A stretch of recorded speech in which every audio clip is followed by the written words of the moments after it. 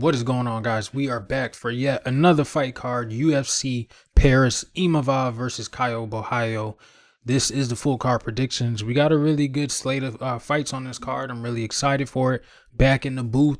We had a week off, but we did have some really good fights drop, in the news. So I'm definitely going to discuss that. Before we get into the breakdowns, make sure you guys like, comment, and subscribe to the channel. And let's get right to it. So before we break down these fights, we got to go over the big fight announcements that we had. Starting it off, JDM versus Islam Makhachev is finally official.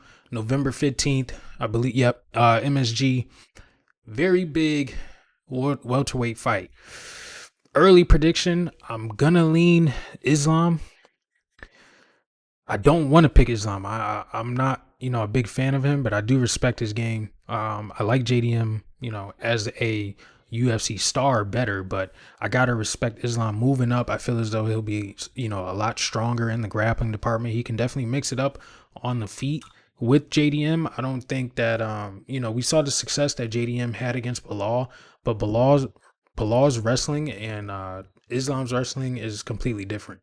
They don't have the same control, which is something that Islam, definitely shines in. The wrist control, the way that he ties up the legs is definitely going to be a key factor, as far as the takedowns and the control goes compared to the Belal fight. JDM is still, nasty on the feet. I can see him landing a lot of combinations. He's a pretty good striker, but he hasn't been tested in the grappling department to the level of an Islam Makhachev. So I am going to lean Islam, but this is one tight fight, man. I got to admit. Let's go to the odds. I believe Islam is a big favorite. Opened up Islam minus 230, JDM plus 195. I get it. I get it. I know there's going to be a lot of people on the JDM side, and I would be a liar if I tell you I don't want to bet on JDM. But as far as, the prediction goes, early lean, I am going Islam Makhachev. I feel as though he will look better at 170. It's probably a version of him. Well, it's definitely a version of him that we haven't seen yet. And, he's been cutting a lot of weight to make 155. 170, he could be, 10 times the fighter that he is now. So I am going to pick Islam Makhachev. When we get to the, to the actual fight card, I'll give you guys a more in-depth breakdown, but I do like this fight. Was waiting for this announcement. We knew it was coming through, just needed the date, and looks like it's going to be November 15th. Next fight on the card, we got Zhang Weili vacating her title to move up to fight Valentina Shevchenko. Now, I'm picking Weili in this one. I feel as though she's still in her prime. Valentina, I feel as though she's on the way out of her prime. I think Weili will be able to mix it up in the pocket better with Valentina. I think she'll be able to time, Valentina's style. She's really, bouncy on that lead foot. I don't think she has the grappling defense that she's going to need. I think Zhang could probably outmuscle her in the wrestling. We've seen Zhang, be able to bully a lot of women. Granted, they might be, smaller than Shevchenko, but Shevchenko is not a huge flyweight either. We just saw her get, but it was a pretty close fight with her and Manon Fiorot, who's a larger woman. But Shevchenko, you got to look back to the fights with Alexa Grasso, where she was, stuffed takedowns or even getting taken down herself, getting controlled on the mat. She even got submitted by Alexa Grasso on that very first fight. But Weili, I don't see Shevchenko. Maybe she lands she lands the head kick. I don't think she's going to get put out like Rose did to her. I feel as though, that was a one-time thing. You go through Weili's record, she's bounced back from it, hasn't gotten hit with a shot like that since. You saw what she did to, Yan Xiaonan and Tatiana Suarez. That fight was one-sided the entire match. I feel as though Zhang Weili, her grappling is going to shine in this fight. I think she could time Shevchenko. I think Shevchenko is, on her way out. And I think it's going to be a close fight. Definitely things going decision. I don't think anyone's getting finished here. But this is a really good fight too. I knew this one was coming, but I don't like how, these champions are being forced to vacate their title. Islam, Taporia, now Whaley, you know, no more champ status, and I get it, but at the same time, it kind of, you know, dampens, you know, the big fight that these are. You know, she has the title in the picture, but as soon as that, you know, that bell goes off, she will not be, you know, the strawweight champion. But I think Whaley could get it done. Like I said, you know, once we get closer to the card, I will give you a better breakdown, but I like this fight too. Next up on the card, we got Leon Edwards versus Carlos Prates. I'm a huge Carlos Prates fan, and I feel as though he can sting up Leon Edwards. I don't think we're going to see Leon turn into a wrestler. You know, he likes to fight. He's really meticulous with his style. You know, he's kickboxing from the outside. I feel as though Prates is going to be able to walk him down, though. I don't think Leon throws anything significant that's going to keep Prates off of him, whereas Prates on the other side, he's throwing with, you know, life-altering power. I think Prates could definitely, you know, you gotta when I'm looking at this fight, I'm thinking about what Nate Diaz was able to do to Leon. I've seen Leon get, you know, pieced up quite a few times, and Prates is a striker that he hasn't, you know, seen before. Yes, I believe he's slightly taller, does have a reach advantage, but I don't know, man. I'm off of Leon. You know, he hasn't really looked the same since. What was Leon's best performance? You can't really say the first well, not the first, but the second Usman, well, the first Usman title fight, because he was down the entire fight and he just caught, you know, Kamaru slipping basically. Second fight, it was still close and he had a point deducted. The Bilal fight got absolutely dog walked. Colby Covington had a little bit of success in there, but it's Colby, you know what I'm saying? What is Leon's best fight? I really don't know. I'm really questioning what is Leon's best performance.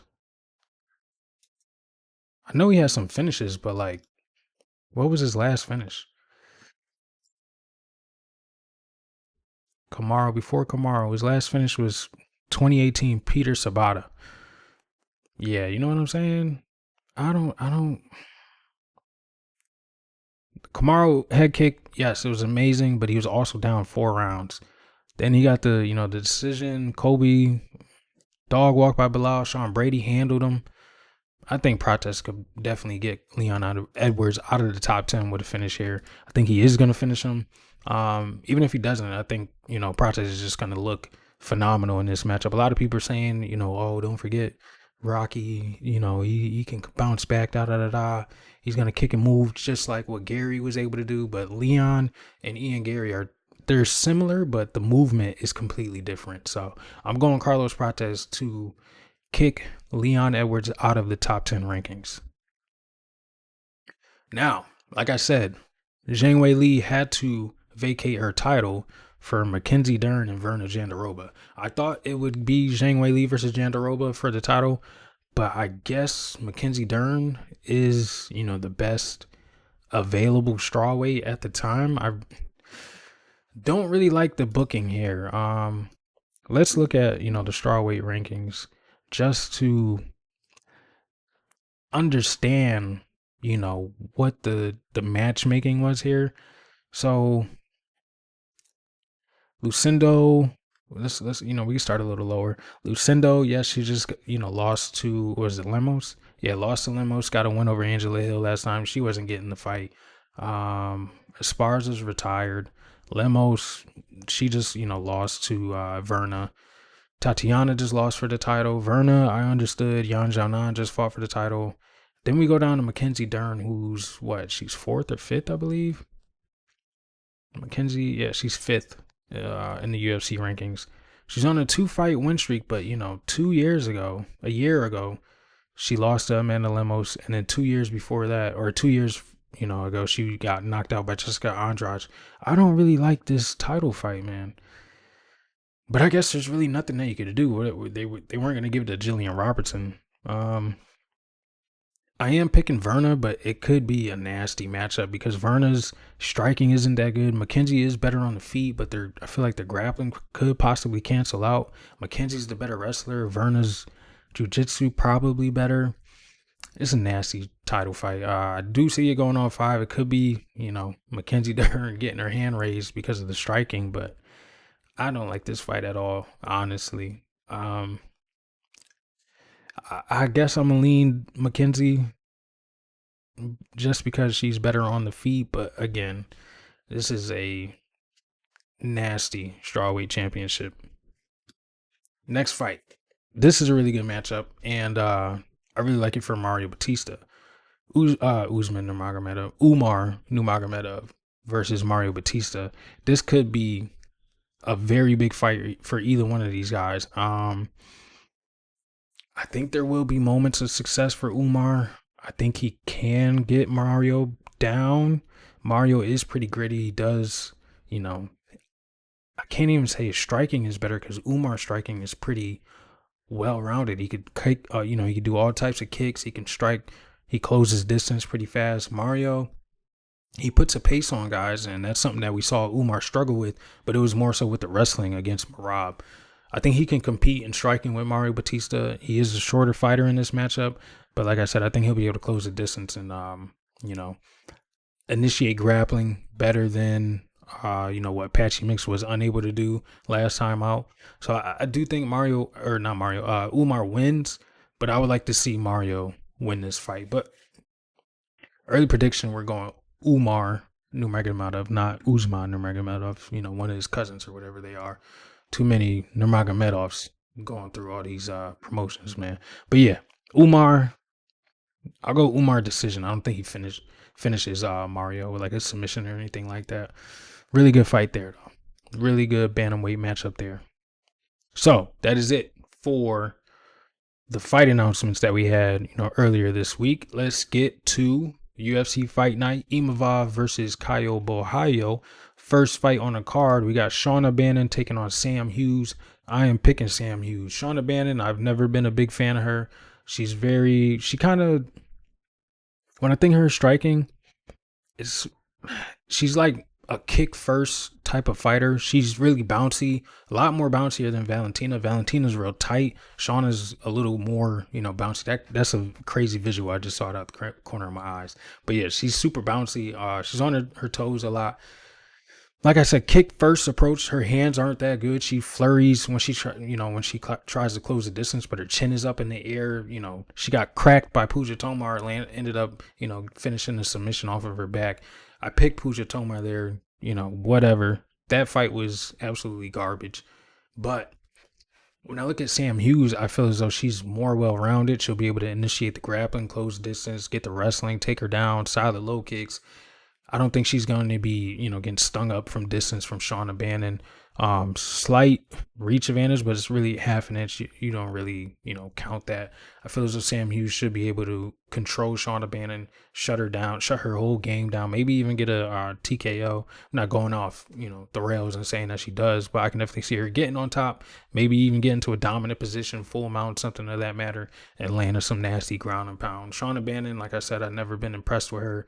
She's on a 2-win streak, but Puja Tomar, who's pretty low level, Elise Ardalan, who I've picked in her last 2 fights, and I believe she lost to the Mexican girl that is also a kickboxer. But Shauna Bannon, she barely won this fight. I think Elise won that fight actually. And then, her debut, she lost to Bruna Brazil in a unanimous decision. Sam Hughes, she's been more tested. Got this win over Stephanie Luciano. Victoria Dudakova split decision. She lost to Yasmin Hurricane. And the win over Jacqueline Amorim, where she had to come back. And Jacqueline Amorim's jiu-jitsu is pretty, solid. So I am picking Sam Hughes. I think she gets it done on the scorecards, of course. But like I said, I can see, moments for her to get into a dominant position because the wrestling is definitely going to be, her strong suit in this matchup. Looking at the odds, this is the first time that Sam Hughes is actually a favorite. -340, +280. Don't like these lines at all. But the over is definitely live. -425 or over 2.5. Yes, we're definitely going to a decision unless, Sam Hughes turns into, Sam Page, like her like her nickname states, and unleashes, the ground and pound of hell on Shauna Bannon. But I'm going Sam Hughes to win it by decision. Like I said, I feel as though she'll be able to mix in the mixed martial arts a lot better than Shauna Bannon. Next fight, we got Rinat Fakhretdinov taking on Andreas Gustafsson. I am picking Andreas Gustafsson. I feel as though Renat is going to struggle with the pressure. I've seen him, wilt a little bit, especially in that second round against a lot of guys. Carlos Leal, he looked tired at the end of the first round. Second round, he was sucking wind, throwing big, wild haymakers. Looked really tired in that third round against Nicholas Dalby. Draw with Elizio Zaleski almost 2 years ago. Renat's pretty good. He's a decent kickboxer. Throws a lot of long hooks rather than like a jab. I don't think he'll be able to stay on his, or excuse me, I don't think he'll be able to strike from distance against Andreas Gustafsson, who's going to close the distance from the very first second of the fight. I think he's going to be on his back foot a lot, draining his gas tank. If you're backing up a lot, that definitely tires you out a lot faster. And he's also, riding a 10-month hiatus off of this robbery over Carlos Leal, because he definitely did not win this fight. He got gifted that decision over in Abu Dhabi. Carlos Leal definitely had more significant moments throughout the fight. He got gifted that decision, hasn't fought in almost a year. I got to go with Gustafsson, who's been active, since he made his debut on Contender Series. He got in there 2 months ago against Chaos Williams and absolutely drowned him. Chaos looked like he was ready to, he didn't quit, but he looked like he was on the verge of getting stopped a few times. Gustafsson, he's never going to take a back step. Even when you hit him, he's able to eat it. Pat Pitlick, he was touching him up in that fight on Contender Series, but he was just too relentless and just drowned him, honestly, and found the TKO, knees to the head in the clinch, I believe it was, and just, like I said, just drowned him. Did the same thing to Chaos, didn't get the finish, but I picked him there as an underdog, and, we cashed on him. Pretty wide line, too. Well, it wasn't that, actually, yeah, when it dropped, it was pretty wide, but the line on this one absolutely flipped. I wish we would have caught it a little earlier, but, we still got some valuable fighters on this card. But back to the breakdown. I think the clinch is where Andreas is definitely going to do his work. I think he, like I said, backing Renat up, I could definitely see him up against the cage, doing his dirty work, elbows, knees, dirty boxing in the clinch like he did at Chaos. And Chaos, like I'm saying, Chaos, has the bigger power compared to Rinat Fakhretdinov. Rinat is pretty, he's kind of crafty with his striking, but I think that's only going to last about half a round, honestly, because the way that Gustafsson is just able to walk through and eat just about anything. He used to be a power lifter. I believe he was like 250 pounds or something like that over in Sweden. He was a big dude, so him dropping down to 170, he's just built of nothing but muscle. This dude is super strong. I think he's going to get Fakhretdinov down, controlled, and just smash him. Could be a 30-27, or I think he's live for a TKO, honestly. Let's get over to the odds. Pretty close line. -102 for Fakhretdinov. Gustafsson -118. But like I said, when it opened, Gustafsson was a +250 favorite. Everybody jumped on that. And, I definitely should have put some action on it. Rinat was a -300 favorite, which is absolutely insane to me. Over 2.5, -160. Like I said, I feel as though Gustafsson is live for, ground and pound stoppage, or maybe even knees in the clinch. It's going to be an interesting matchup to see how Fakhretdinov handles that pressure. I think it will be Gustafsson walking away with his hand raised at the end of the day, though. So give me Gustafsson, decision or TKO. Next fight, we got Brad Tavares taking on Robert BRYCZEK. I believe that's how you pronounce his name. I'm picking Brad, but it's like, I'm not picking him because I think he's going to style on him like Ihor Potieria did in his debut, but Brad is just more well-rounded. He's been in the UFC for a while. You guys know this. I broke down Brad's fights. Probably, did he have a pullout? I think I feel like I've broken down Brad Tavares twice. Maybe not. Okay, maybe I'm tripping. But yeah, you've heard me before definitely speak about Brad Tavares against GM3.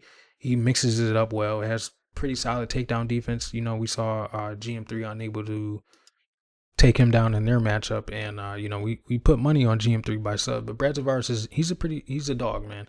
I know he has, you know, got cracked a few times. You look back, you know, a year and a half ago, got knocked out by RoboCop. RoboCop is, you know, one of one, and then the knockout over Bruno Silva definitely doesn't age well. But that was the last Bruno Silva win, so do with it as you wish. Like I said though, I feel as though Brad will be able to mix in more elements of MMA compared to BRYCZEK. When I look at his tape, he's primarily just a power striker. Doesn't really throw a lot of kicks. Doesn't really wrestle much. He's just looking for that big right hand and relies on it a lot. Did get backed by Jan Blachowicz, talking about the Polish power, but he was unable to really land it on Ihor. Now, you know, the question is, does he land it on Brad, which is definitely possible, but I feel as though Brad is still able to eat a good shot. I know he's been knocked out, what, 4 or 5 times in the UFC, but I feel as though he'll be able to smell the right hand coming from BRYCZEK, who's pretty tight, pretty tense, and doesn't really, you know, mix in the striking as well as, you know, like a RoboCop or even Jun Young Park, who's pretty solid as well. So I am going Brad Tavares. I think it's going to be a decision.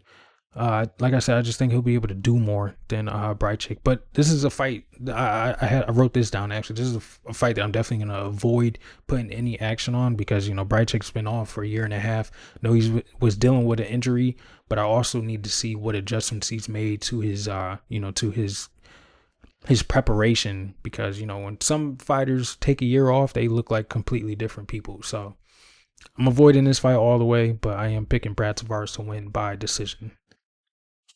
Look at the line. Brad is a -212 favorite, +182 for BRYCZEK, and over 2.5, -190. I mean, it sounds pretty right to me. Do think we're going to the final horn, unless, you know, BRYCZEK lands that shot. Next fight, we got Sam Patterson versus Trey Waters. This is a really good fight. Trey Waters, if you don't know, has been out for a little bit. Dude is 6'5" at welterweight. Sam Patterson is normally the taller man at welterweight, but he's going up against a guy who's slightly taller than him, even though Sam does have a reach advantage. I am picking Sam Patterson though. I like how he can mix in more elements in the fight than Trey Waters. Let's start with Trey Waters. Long 6'5" frame, but I don't really like how his hands are low, but he's still a pretty sneaky sniper from the outside. You go back and look at his fight with Billy Ray Goff. He was able to, you know, crack Billy Ray. Didn't knock him out. Of course, you know, he won by a decision, but was able to crack Billy Ray from the outside. Counters are pretty, you know, pretty solid. Loves the pull counter, you know, where he pulls away from the shot and shoots his 2 down the middle or even a jab. Can mix in the combinations, but when he's, you know, in the pocket, he keeps his hands at his hips still. And I think that's going to be a recipe for disaster against Sam Patterson, who we saw has power to crack people. Just knocked out, you know, Danny Barlow, and I thought Barlow was going to get it done in that fight.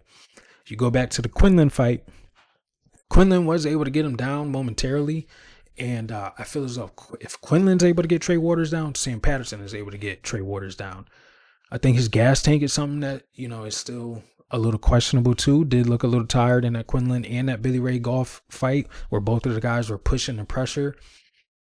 The year layoff is another, you know, cautionary thing for me.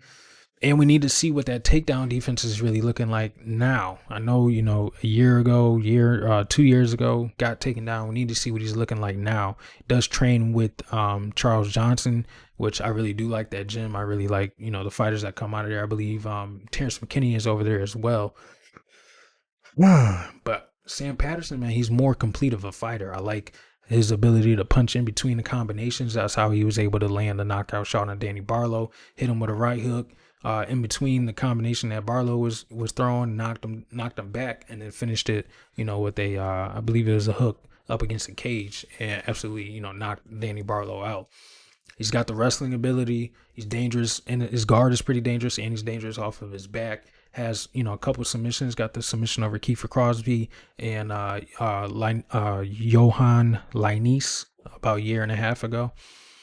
Did get knocked out by Yanal Ashmoose 2 years ago, but that was down at 55. And, Sam Patterson, 6'3", should not be fighting at 155. Definitely looks a lot better at 170. Like I said, does have a longer reach despite being 2 inches shorter. But I would say Trey Waters is probably the better striker from the outside. So Sam Patterson is going to have to be cautious when he's closing the distance for his takedowns or even, getting his own striking going. But I do think Sam Patterson will mix in more elements into the fight compared to primarily boxing from Trey Waters. Don't really see a lot of kicks from him either. Does throw in, a little bit of submission threat when guys are shooting for takedowns, but I think Sam Patterson's, grappling is more measured compared to Billy Ray or even a Josh Quinlan. So I am going Sam Patterson. Depends. I don't know how he gets it done, but I'm going Sam Patterson straight down the middle. Is slight favorite, -150, +130 for Trey Waters. Over a round and a half is -185. So I wonder what that 2.5 is going to look like. It's really, you're really banking on if Trey Waters knocks out Sam Patterson, because he's been knocked out before. But like I said, it was down at 155, and Trey Waters hasn't really knocked out or hasn't gotten a finish in the UFC yet against lesser competition. So I am going with Sam Patterson. I feel as though he can bring some power to the table as well. And like I said, that knockout over Danny Borralho, who's moving up to 185, is just more impressive as time goes on. So give me Sam Patterson down the middle. Don't know how he gets it done though. Next fight, we got Axel Sola taking on Rhys Skeletor McKee. I'm picking Rhys McKee, man. He proved me wrong last time out in that fight against Daniel Frunza. I feel as though Rhys McKee, with his height and reach advantage, I know it doesn't really show a reach for Axel Sola, but I'm pretty sure it's less than 75 inches. He's not a tiny guy, but he's also a lightweight moving up to welterweight to fight Rhys McKee, who's a lot larger than him. I think McKee can apply a lot of pressure. We saw him melt Angelusa in that third round, had a really close fight with Chidi Njokuani, and then that pressure, with the striking against Daniel Frunza was impressive. Got the doctor stoppage because his eye was completely shut. Was able to, crack him with some big right hands and dropped him a few times in that fight as well. I think he'll be able to wrestle and control Axel Sola in this fight. Like this is his second UFC stint. Did run through, man, got lost. I mean, he lost to Hamzat and Alex Morono in his first run. Got released, then went on a hell of a run in Cage Warriors. Knockout, came back, lost to Angelusa, but put on a pretty good effort in that third round, and then a split decision loss to Chidi Njokuani, who's been making waves at 170 pretty recently. I know he lost to Jake Matthews by submission, which I picked right there, in that fight. Gave you guys that too. Hit a pretty big parlay with Jake Matthews by submission in that fight. But yeah, I think Rhys McKee is definitely going to be able to time some big shots on Axel Sola. I don't really like the head movement from Sola. I feel as though this is a big debut for him. This isn't a Rhys McKee who hasn't, this is just a big fight for Axel Sola to debut on. I just don't think Rhys McKee is the matchup to give him if you're trying to build him. This is a fight that, hey man, welcome. This is your welcome to the UFC moment. I don't like how in his last fight he got dropped in the very first round against, what was his name? Odella. Did win the fight, had some compelling moments in the fight, but the promotion he was fighting in Aries, I would have preferred him to go, the Dana White Contender Series path rather than just getting tossed right to Rhys McKee, who I think he's collecting some bones, collecting some bodies. You see his name, Skeletor. Daniel Frunza, who I feel as though is a lot more powerful than the Axel Sola, natural welterweight compared to a lightweight moving up. Maybe Axel Sola would have a speed advantage, but he doesn't move his head off that center line at all, and I feel as though Rhys McKee is going to line something pretty big up and sting Sola up. We saw him sting up Lusa in that third round, and like I said, to finish over Daniel Frunza, I think Rhys McKee is live for a finish. And he's also an underdog. Rhys McKee plus 125. Actual SOLA minus 145. Over 2.5 minus 165. Interesting. I think Reese McKee could line up a knockout in this fight. So give me the underdog, the Skeletor, to collect another body. Next fight, we got Marcin Tybura taking on DELIJA. I'm picking DELIJA. I've never been a big Tybura fan. I know he has his comeback victory over Jonathan Deniz 9 months ago, where he got stung up on the feet, and then Deniz decided to follow him to the mat and got absolutely crushed by some pretty big ground and pound. He got finished in the first round, honestly. Second round, I think they called it off before the second round because his eye was shut, or he had a pretty big cut right above his eye. I can't remember how the doctor stopped it, but I know Tybura was on top of him, giving him hell, and he damn near, was barely able to get to his feet. Tybura, he's 39 years old. He's aging. His striking, I'm not a huge fan of. I think he's pretty sluggish on the feet as well. Relies on his wrestling, his grappling control to win majority of his fights. Does have, some sneaky jiu-jitsu, like I said, that finished over Jonathan Deniz, but he also, right before that, got subbed up by Sergey Spivak, where I felt as though at that time it was the same fighter fighting each other. Spivak, we just saw, being able to mix it up on the feet a lot better than Tybura against Waldo, even though Waldo won, but he still looked better on the feet than Tybura.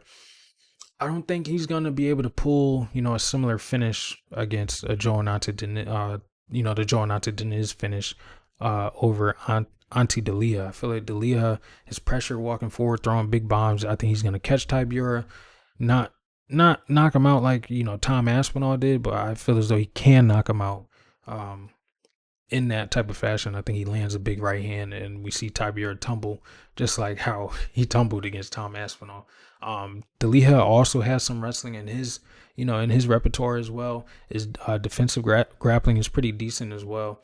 I do expect him to start pretty fast and, impose his physicality, even though he's not as heavy as Tybura. I feel as though his pressure makes him bigger than what he is, and the power that he carries is definitely going to, the power that he carries is definitely going to impose a bigger threat on the feet than Tybura. I think if he can avoid getting, put up against the cage, or even for fighting off the takedowns, I think DELIJA will be looking pretty good in this matchup, and I think he can land, a knockout, find the shot to knock out Marcin Tybura. DELIJA minus 120, Tybura plus 100. I get it. It's been wishy-washy with debut guys recently, even with the Bellator guys, with this league, with that league, but I feel as though, we got 3 or 4 of them on this card. Yeah, like 3 or 4 of them on this card, let alone. But I feel as though DELIJA should be able to beat Marcin Tybura. The heavyweight division is struggling to find, the next contender. I know we got Jailton in there. Him versus Volkov is interesting. But yeah, after that, who's next? Sergey Pavlovich again? I'm not, chomping at the bit to see that fight. But yeah, I think Auntie should be able to get it done, knockout. And that reminds me that, I gave you guys the Buchacha pick. I told you guys to avoid him. I'm trying to remember who he fought. I believe it was the guy that just got cut.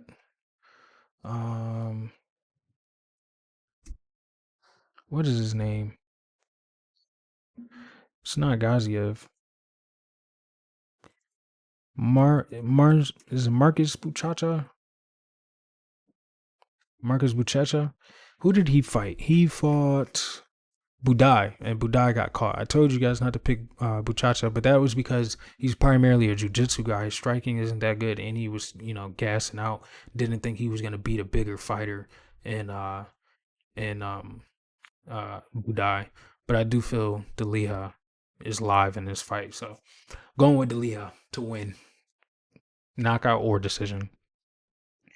Next up, we got Umar C taking on Brenderson Ribeiro. I think this is a good bounce back fight for Umar. I think he's got good wrestling. His striking setups are solid. did have a bad performance last time out, in Atlanta. I was at that fight against Alonzo Menifield, but Alonzo Menifield's takedown defense showed, that it was better than a lot of people expected. And I believe Umar was like a minus 800 favorite in that fight, and he lost the decision. It was pretty nasty. But Alonzo is a strong light heavyweight, man. He's a big dude. Even though Umar, was larger than him, Alonzo was still a lot stronger than him, and showed the takedown defense. But I think I think the takedowns will be there for him in this fight. I think the ground and pound will be there for him in this fight. He's pretty patient, but when he finds his spot, he jumps on it. And I don't know, maybe the lights were too big in that Atlanta fight. I don't know what it was. It was just a weird, awkward performance, and he was, relying on the takedown too much. And when he wasn't able to get it, he would still shoot for it against Alonzo. And Alonzo was just, holding strong. Was unable to get him down. It was interesting to see. But if he avoids, doing that again, and just flows with the fight, I think we see a better performance from Umar Sy. Is back in his hometown, has performed a lot better, there. I believe that's where he made his debut. Oh, he's supposed to fight Bellato. This was a year ago. Oh no, he made his debut in Vegas. Okay, yeah, I do remember that. But I know he fought in Paris before. Yeah, against Da Wang Zhang. But yeah, I think he should win here. Brandon Ribeiro, I know he's got that, the fraud checked over DR Nurgazai, who I think any day now probably gets cut from the UFC. 2 months ago, he got knocked out by Azamat Murzakanov. It was a nasty finish too, and I predict that. He's up and down, man. Power striker, looks for the big shot. Jiu-jitsu is solid, can jump on the limbs, even if it's presented like he did against DR. But Umar Sy is pretty sound defensively in the grappling and even in the striking. Didn't really get caught by anything big from Alonzo Menifield. And I think, the striking from Brenderson is similar to Alonzo, even though Brenderson has better straight shots compared to Alonzo throwing a lot of big, hooks and bombs and wild things. His chin has been cracked a couple of times. Got knocked out last time by Azamat, got knocked out by Mingyang Zhang, and I believe he got knocked out one more time before that. Mingyang, Azamat, yeah, and then before he got into the UFC. So he's been knocked out 4 times, 4 in the first round as well. So it wouldn't surprise me if Sy, found a finish in the first round either. His striking is pretty clean, does throw some high kicks in there. So I'm going with Umar Sy to win. Inside the distance. We'll go inside the distance. Minus 430 for Umar, plus 330 for Brenderson. Over 1.5, minus 175. Do we go over 1.5? I don't know. That's a testy call. Just give me Umar Sy. Next fight up, we got William Gomis versus Robert Ruchala. Prelim finale. I'm going with the Jaguar. I'm going with William Gomis. He's proven in the UFC. I feel as though, he's a tactical, slick striker with good movement on the outside. His transitions are pretty well on the mat. And even in the striking, he can, change positions or change his angles pretty well. His grappling defense is solid. Can reverse positions on the mat pretty well, too. We saw that in the Joe Anderson-Brito fight. I think he's got, he's always in the proper position to throw his strikes as well. That's something that I really like. Even in the Hyder Mill fight where Hyder was, pretty much walking him down, he still was able to counter all, with his back on the cage, or even cutting angles, like I just said, finding some sneaky shots. I think he's got a higher fight IQ. I think he's going to use the feints are going to be a big thing in this fight. I think the feints are going to cause Ruchala a lot of issues, and I like the feints that Gomis uses. Ruchala, I know he's a big favorite he's a favorite underdog, a big underdog for everybody in the public right now, but I don't see it, man. He's a solid kicker. That's really all that he offers, is a lot of kicks. The lead body kick is there for him, does throw a sneaky question mark kick. The teeps are there. but he's very reactionary by good movement, and somebody of William Gomis's, tactical approach. I think that's a kryptonite for Ruchala. I think Gomis is going to look a lot cleaner than he did against Hyder and Mill. I think the transition to the smaller cage is going to be an issue for Ruchala as well. He was fighting in, I believe it's KSW. Yeah, KSW. It's a huge circle of a ring, if you want. I don't even know what they call it, but it's a huge, circle mat. And he had a lot of space to really just run around. If you look at his last fight against, was it Formella? No, I watched the Eskiev fight. He got cracked in the first round and was just running pretty much the entire fight. Throws a lot of kicks, but again, I think he bites on feints a lot. And then he closes distance at times without throwing much out there. He'll close the distance, just looking at you, really. You do that against Gomis, I feel as though he'll be able to, find a shot, pick him apart from the outside. And I think Gomis is going to look better in the hometown. I got Gomis winning by decision. Ruchala plus 190, Gomis minus 225. I mean, I understand Gomis being this big of a favorite is why a lot of people are on Ruchala, but let's see what they opened up as. Minus 225. You open at minus 1. Yeah, I'm on Gomis. Over. Where we at? Over 2.5, minus 260. I do think we go to a decision. Ruchala was able to, recover obviously from the knockdown in that fight that I watched. He's got some knockouts, coming off a knockout against Formella, and then the body kick knockout over I can't pronounce his name, Patrick. Patrick. But he also been finished before too. I'm going Gomis, man. I think he's gonna look good. I think he's gonna keep it clean and stay on the outside and have Ruchala looking confused for a majority of the fight. Next up, we got the main card opener. If you haven't already, make sure you guys like, comment, and subscribe.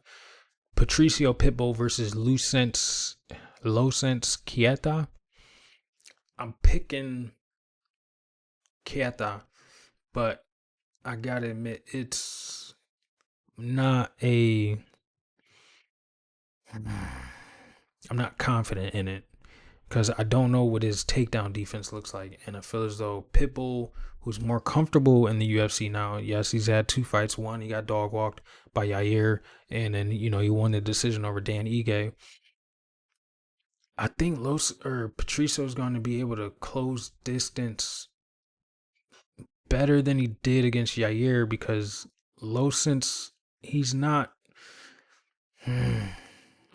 He's just chaotic. That's really all it is, man. He's chaotic. He has a lot of power. He's explosive. He doesn't really set up anything, though. It's a lot of power shots, power hooks, and, big kicks. I think he's going to look for a finish in his debut. I think he's coming to make a statement.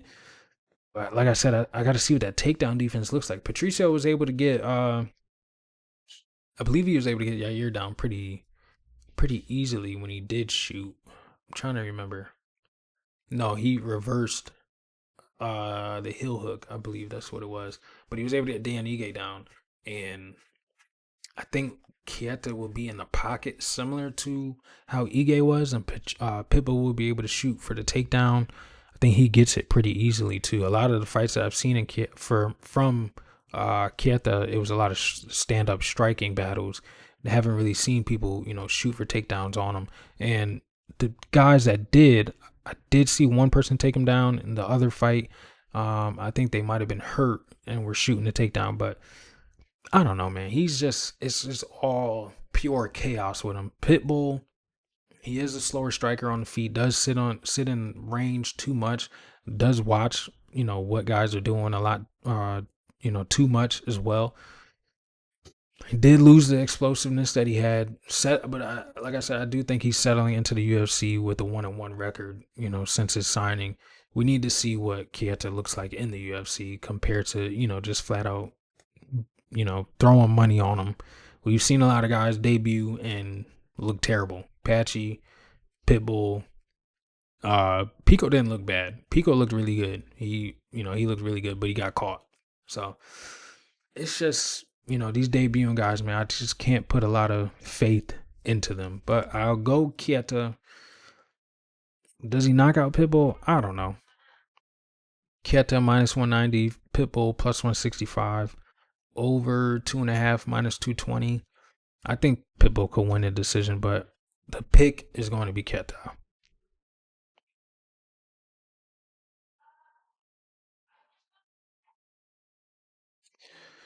Next fight, we got ZIAM taking on FERNANDES. I like this fight. I like FERNANDES. I like ZIAM.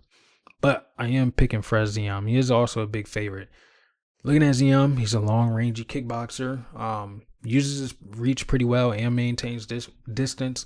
I know he's normally winning a lot of decisions, but the knockout over Matt Frevola was pretty impressive. He, picked Mike Davis apart. Well, Mike Davis did look a little uncomfortable. I believe he spoke on it too. I think there was something with his weight cut or some food or something like that. But ZIAM looked pretty good in that fight. Good frame for clinches and grappling exchanges. Can shoot the takedowns as well. Does have solid takedown ability, which I think is going to be something that he introduces into this fight as well. I think the odds are a little wide, but I think ZIAM wins the decision, with the takedowns and the striking from distance. However, he's a karate-based kick-first type of fighter. He's pretty fast with his kicks too. His low kicks are pretty fast. The body kicks are pretty fast, and they land pretty hard. Last time out he walked over Guram DELIJA. I think he dropped him in the first round. Almost got him out of there in the first round, I believe, too. And then, a year before that, I got the knock over Muhammad Yahya, but Yahya's not really that good. He was picking that leg apart. And then, right before that, he lost to Mark Jacasey, split decision, but Jacasey introduced the wrestling, which is what Kawe struggles against. I feel as though Ferez will be able to, use the wrestling to his ability. Maybe Fernandez has the better jiu-jitsu off of his back, which could, keep ZIAM away from staying in his guard. But I think even if ZIAM shoots a takedown, gets it late into the, into the rounds and, gets a couple of shots off and then, probably backs off to end the round, keep him at distance, it still influences, the judges and will get him the scorecards.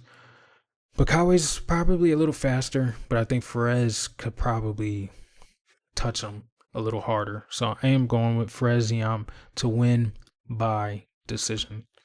Minus 330, plus 270 for Kawe.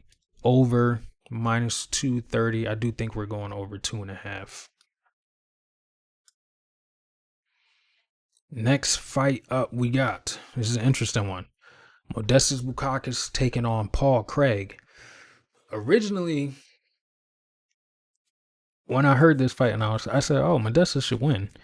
But I got to admit, Paul Craig looked a lot better than what we've seen from him recently against, Rodolfo Bellato. I know it was a no contest with that, the kick to the face of Bellato, who started glitching after. And it was also a rebooking. They were supposed to fight, I believe, like 2-3 weeks before that. But Paul Craig striking didn't look bad, bro. He did not look bad on the fight, on the feet. His jiu-jitsu, you already know he's dangerous anywhere on the mat, which, Modestas is definitely going to stay away from that. Striking, Modestas is better from what we've seen from him, but he can be a little gun shy sometimes. You crack him, he'll stay on the outside and, check kicks, throw singular shots. I think Paul Craig, he knows his back is against the wall. I didn't even know, they had to give him another chance because of how that fight ended. But, he's probably fighting for his contract again. And I don't know, man. Paul Craig with his back up against the wall, it could be a recipe for disaster for Modestas Bukauskas, who is riding a pretty solid, 3-fight win streak. We've picked him in all of these fights. He was a close money dog against Ion Cutelaba. I believe he was the lock of the week in that fight. Cicada fight, I picked him by the knockout. And then the Prachnio fight was interesting as well. Got the finish. I don't know though, man. Paul Craig looked very unafraid of Rodolfo Bellato, which makes me wonder what he's going to look like against Bukauskas, who's more tactical for sure, but Bellato definitely has the power and the adversity, the dog, compared to Modestas Bukauskas. So I'm going Modestas, but there's a lot of risk on this fight. It's really just dog or pass, but I'm going to go with Modestas. Minus 360, big line for Modestas. I don't agree. Plus 295, open at plus 420. Yeah, a lot of people that got that plus 420, I know they're, cheering for it right now. Over 1.5, minus 160. I think we could go over 1.5. I don't think Modestas knocks him out early. I don't think Paul submits him early. I think the first round they'll exchange on the feet. Second round is where we'll probably see a little bit of grappling, maybe some clinch work. But yeah, dog or pass, honestly. Next fight, Borralho versus Mason Jones. I'm picking Borralho. I don't understand why he's an underdog in this fight. I'm not too, hyped off the Jeremy Stephens unanimous decision, who Jeremy Stephens was doing BKFC before that. Wasn't able to finish him. Didn't really hurt him much in that fight. Was throwing a lot of leg kicks, but Jeremy Stephens is a dog. You got to respect him. He has been finished before. If I'm, not drawing a blank. Yeah, he's been finished before. So for Mason Jones not to finish him makes me wonder exactly what level he's on. You know what I'm saying? Was coming back, this is his second stint in the UFC. Did lose to Mike Davis and David Onama. No, he beat Onama. I'm sorry. Lost to Ludovic and Mike Davis. Then left the promotion, went on a run in, Cage Warriors. But I feel as though Borralho is going to be the better fighter here. He's got a really good fast jab, ability to build combos off of it. He's probably going to be the one dictating the pace. I think he likes to maintain the center of the octagon too, which is going to give Mason Jones a little bit of trouble. Does overreact to counters, leaving himself exposed at times, and I think he'll have the better physicality and ability to wrestle in this matchup. I know, the last time we saw him try to wrestle, he got subbed up by Chris Duncan, but Chris Duncan is the man right now. Just finished, or not finished, but got fight of the month against Mateusz Rebecki, and he made Rebecki look bad. Not in the fight, but his face looked terrible. And then he got the win 2 months ago against Michael Aswell, where it was a short notice replacement, but he still looked pretty good. Did what he needed to do. Won the decision. Didn't finish Michael Aswell, but still looked really good. Jones, he is willing to trade in the pocket, which I think Borralho has the power over him. Like I said, the win over, Mason Jones win over Jeremy Stephens, who came back from retirement, and BKFC doesn't really age that well in my book. I think he should be the underdog. He's a pretty slight favorite in this matchup, but I need to see him against a true UFC level type of fighter. So I am going Borralho to win by decision. Borralho plus 140, Mason Jones minus 160. Need to see a little bit more from Mason Jones at this level, at least. Next fight, we got the co-main event of the evening. Benoit Saint Denis, God of War, taking on Mauricio One-Shot Ruffy. I'm going with Ruffy by knockout. I can't pick BSD here. A lot of people are on BSD because he's a pretty, underdog. He's a nice underdog to put money on. But if you go back and look at that Kyle Prepelic fight, he got cracked. And yes, he got the triangle, in the second round. I can't look past him getting cracked by Kyle Prepelic. He got finished by Moicano. His eye looked terrible, and then he got knocked out right before that against Dustin Poirier. He is home, right? So, hometown fighter, he should look, to bring the fight in front of his people. But he was home against Renato Moicano, and he got stopped. BSD is going to need to grapple. But one thing I've seen from Ruffy is his grappling defense is pretty solid. Haven't really seen a lot of people attempt it because they're getting knocked out. If you go through his record, knockout over Bobby Green, James Jontop, he survived because he didn't cut the weight. They fought at like 180 pounds damn near. Jamie Malarkey finished him. and then the contender series finish. BSD is gonna need to wrestle. Yes, he got it on Kyle Prepelic, but Prepelic doesn't propose the same threat on the feet that Maurice or Ruffy does. I think BSD, one thing that you can't say about him, he never quits on himself. He will work. He will walk forward and take a shot to give a shot. But this is not the guy that you want to do this with, because if you take a shot from Maurice or Ruffy, it might be the last shot that you take of the night. So I think BSD has poor ring control too. He doesn't know how to necessarily cut the cage off. He just chases you a lot. And if you're chasing Ruffy, could be good night. His chin is bad. Like I said, cracked against Prepelic, finished by Moicano, and knocked out by Dustin Poirier. I think he's going to need to smother Ruffy up against the cage and drag him to the mat repeatedly, but I don't see him having a lot of success in doing that. Maybe early in the first round, he might get him up against the cage, but as soon as Ruffy gets back to space, he's letting off something, and it's going to be something big. BSD doesn't move his head either, and he's, he doesn't know how to check leg kicks, and Ruffy's going to set up the shot with a leg kick. I can see it now. I got Ruffy by knockout, man. I just can't pick BSD against Ruffy. And this is the fight that Ruffy needs to elevate his star power. Ruffy's an incredible striker with a lot of flexibility. We saw I don't even know what you call it, but he did like a spinning kick off of his back into like a heel hook damn near. Didn't get it, but he just even doing that, trying that in a fight was crazy. His accuracy, the counters are devastating. Like I said, he dropped Yontop with a no-look uppercut. This dude is crazy. The head kick on Bobby Green. This dude is nasty, man. Heavy pressure with the stiff jab to maintain his distance. I think Ruffy gets the knockout in the first or the second round. I can't pick BSD. His chin is too flawed. He makes a lot of mistakes. And does he even have, coaches? I know he was talking about that in his last fight where he didn't really have a coaching team. I think he did put together a team for the Prepelic fight, but still looked the same. Didn't really see a lot of elevation or evolution, not elevation, from BSD, from the Moicano, from the Poirier fight to the Moicano fight to the Prepelic fight. I didn't really see it. He still looked to walk forward, was getting cracked against Prepelic, was walking forward against Moicano, was, he had a little bit of success in that second round, but that's because Moicano took the round off. But yeah, I'm going Ruffy by knockout, first or second round. Ruffy minus 205, BSD plus 175, over 1.5, minus 165. It's possible, but give me Ruffy by knockout. Give me Ruffy by knockout. That's all I'm going to say.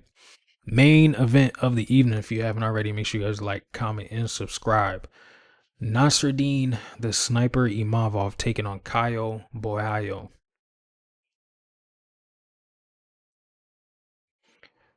I'm going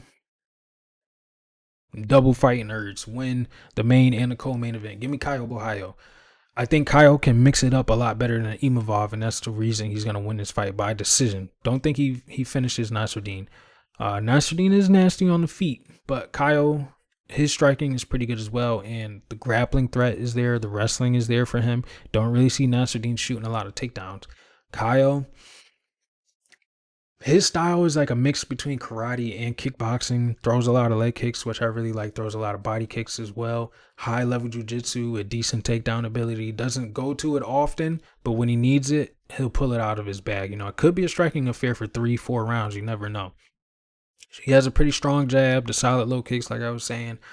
Good defensive guard, shoulder rolls with a lot of shots, and avoids taking pretty big damage. I know Jared Cannonier was able to touch him up in their fight, but he got cut, but didn't really take a lot of damage. He was really giving Jared Cannonier the business for a majority of the fight. Even dropped him in that last round and almost finished him. He pretty much did finish him.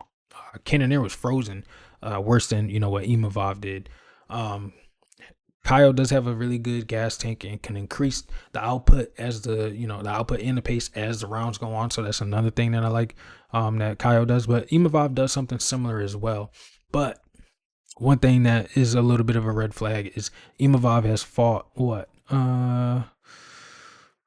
3 times or 2 times since Caio's last fight. But a lot of people have been avoiding fighting Caio Borralho. Imavov fought Brendan Allen and knocked out Israel Adesanya within that time. Caio was unable to get a fight, so gotta give him that. But I do think he wins a decision 3-2. Could be a split.